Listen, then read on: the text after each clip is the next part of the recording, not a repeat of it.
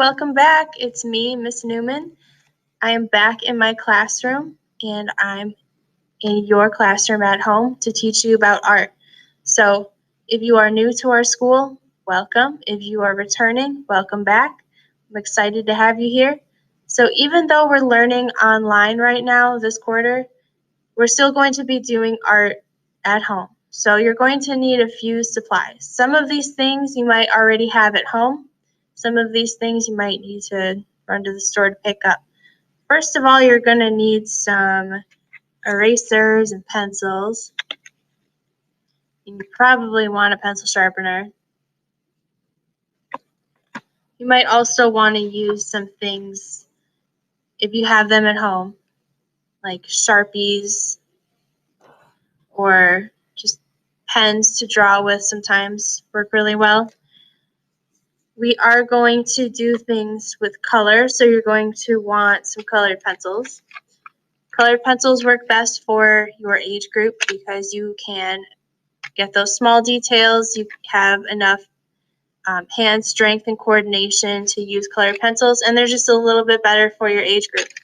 You probably also want to use markers because I know that kids really love to use markers. So you could get either kind of these. If you like to draw the little details, maybe you want to get both the thin and the thick kind of markers. I like using Crayola products because they are good quality, they work really well, and they are a decent price. You will need either a sketchbook, so a drawing book without lines in it, so it's blank, already bound together like a notebook. You'll either want this, or you can use a folder and then put some blank paper in it, some blank copy paper.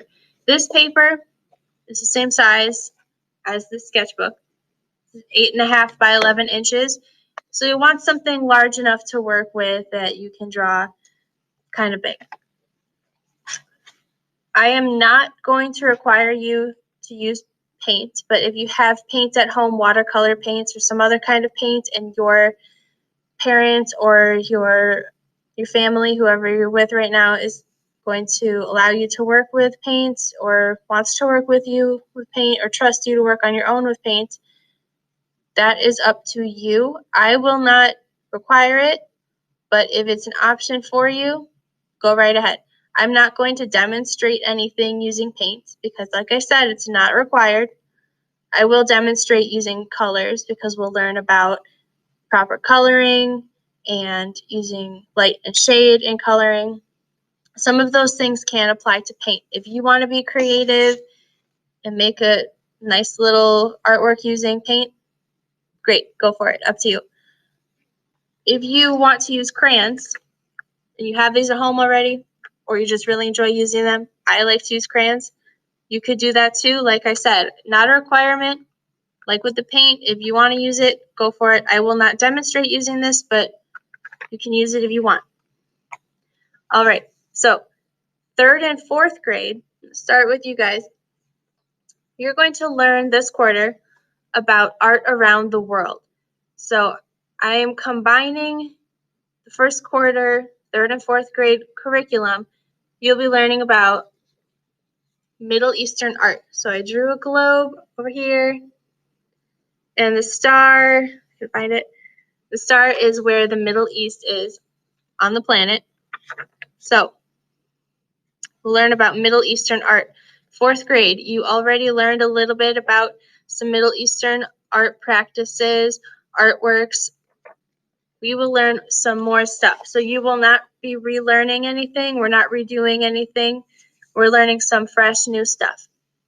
3rd and 4th grade, you will be using some websites that you can create art on. So it's going to be a little bit of digital art for you. 5th grade, I'm going to focus on, for this first quarter, learning how to draw a portrait. So this illustration that I made right here, you can kind of see those lines that I drew. I sectioned off an oval for a face, and we'll learn how to draw a portrait in proportion. So artists, professional artists, have some tricks and tips on how to create realistic looking portraits. We're going to study some of those things and practice those together. So the way that our classroom will be set up on Google Classroom, I am not going to use Artsonia this year. I was using it in the springtime because I was familiar with it, but it was a lot of work for me to use 2 different websites. It was probably a lot of work for you to use 2 websites for art class. So I'm sticking only to Google Classroom as the main website. Any links that are going to other websites, I will post on there. I am not going to use Artsonia this year. On the Google Classroom for art class, I will post videos like this one to demonstrate an art lesson, and you can pause those at any time or rewind it if you want to work at your own pace. So that's kind of a one good thing about working online right now. I'm also going to post another video or a slideshow, or I might link to a website to do a little bit of independent learning about whatever our topic is for the week. So look for 2 things on my Google Classroom. One would be a video like this one as a demonstration of an art project. The other one might be a video, it might be a slideshow, but the instruction for that week. We will have one Zoom meeting each week. And since I'm talking to 3 different grade levels right now, I'm not going to confuse everybody by saying what specific day we are meeting. I do know that 3rd grade, we will meet on Mondays.